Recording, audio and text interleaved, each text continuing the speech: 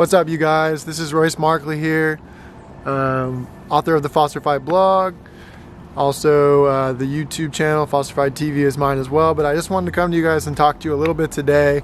It's my first time using my brand new camera, so I'm pretty excited about that. You know what I'm saying? I'm pretty stoked. But didn't plan on making a video today. It's actually my first day in grad school. But I just feel inspired to come talk to you guys today. And if you can tell a little bit, I've had a lot of coffee this morning and I didn't bring a tripod to put this thing on, so I'm just holding it out in my hand. But I wanted to talk to everyone a little bit about my my experience in grad school today, what it's been like so far, and you know, basically just my overall good experience that I had today. But yeah, I showed up for my first class today, and I showed up today. I had a great experience meeting new people. Everything's been really cool so far. Everyone seems really nice. My professor in my first class was very nice.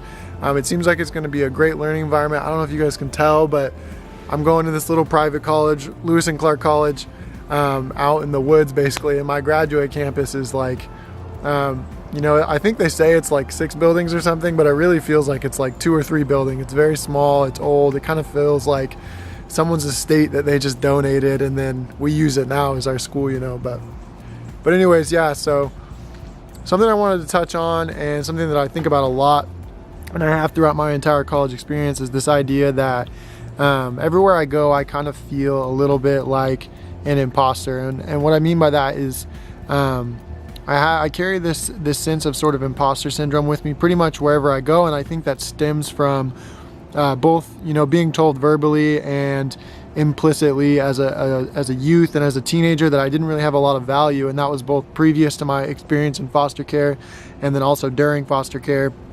Not necessarily verbally in foster care, but you know, just bouncing around a lot and having to move from home to home, and sort of people giving up on you really easy. Is sort of them implicitly telling you that you don't have a lot of value and maybe you don't belong in a certain space, or they don't care about you enough to help you through issues you might be having. But you know, I graduated from college recently and got my bachelor's degree.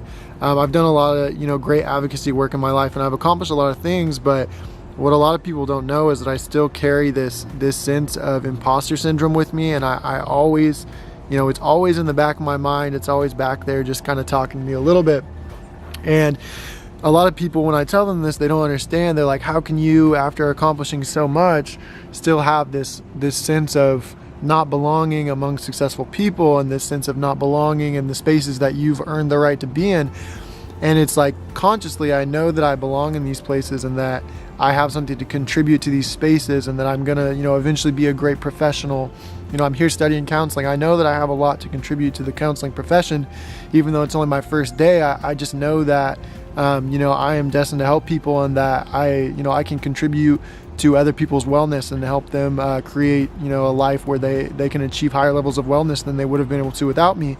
So I understand that, and consciously I think all of those things, but there's always that little tiny nagging thing in the back of my head, maybe even more in the subconscious than the conscious, that just kind of every once in a while reminds me, like, or gives me a little bit of this little anxiety twinge. It's like, you don't belong here. This is not your space. You know, your people don't make it here. Foster kids don't make it here.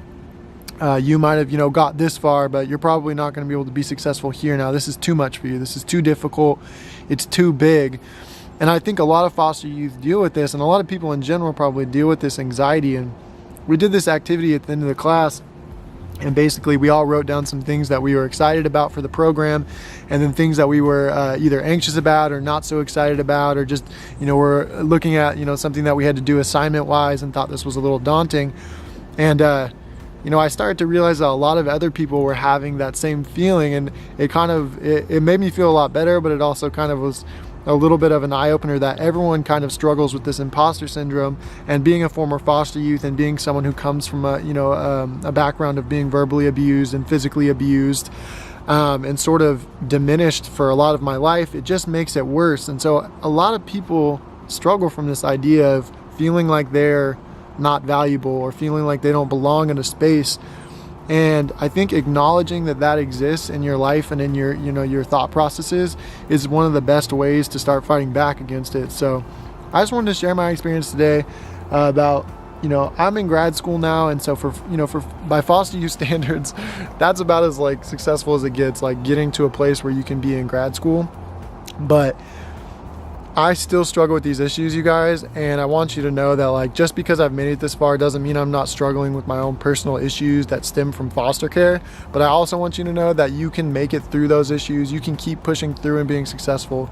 You don't have to let those things be the reason and those thought processes be the reason that you don't continue pushing forward and being successful. Because I'll tell you, every step in my life where I've had some success or I've gone out and accomplished a goal that I set out for myself, I beat those thoughts a little bit more and more. And I'll tell you, those thoughts are pretty small at this point in my life. And I know as I move forward in grad school and have some success here at Lewis and Clark College, they're going to get smaller and smaller and smaller. And so for me, the remedy to these thoughts and the way that I fight back against these negative thought processes that don't get me anywhere and are not productive for me is I just beat them, and I look at them head on and I say, I acknowledge that you're there. I acknowledge that you exist and that you affect my life and my decisions and my emotions, but I refuse to succumb to that, and I'm going to keep being successful despite all of that. And so for me, it's really been about not ignoring the fact that I have those thoughts and I have those self-defeating thought processes, but more acknowledging that I have them and looking them straight in the face and saying, but you know what? You're not going to beat me. I refuse to let you beat me. So I just want to share that experience that I had with you guys today. I think I'm going to start jumping on here and doing more vlogs now that I have this nice camera. I'm really excited to show you guys some of campus. It's really beautiful. So go ahead and drop a like, drop a comment if you're interested in seeing more vlogs from my grad school experience. I'd love to know what your guys' thoughts are on some of the self-defeating thought process that you have, or if you struggle from this issue of imposter syndrome and thinking that maybe you don't belong in the spaces that you've earned the right to be in. I'd love to know what your experiences are with that. But anyways, you guys, it's been real. Thanks for coming to watch my short little video here, and I hope to see more of you guys on some videos that I put out in the future. So thank you.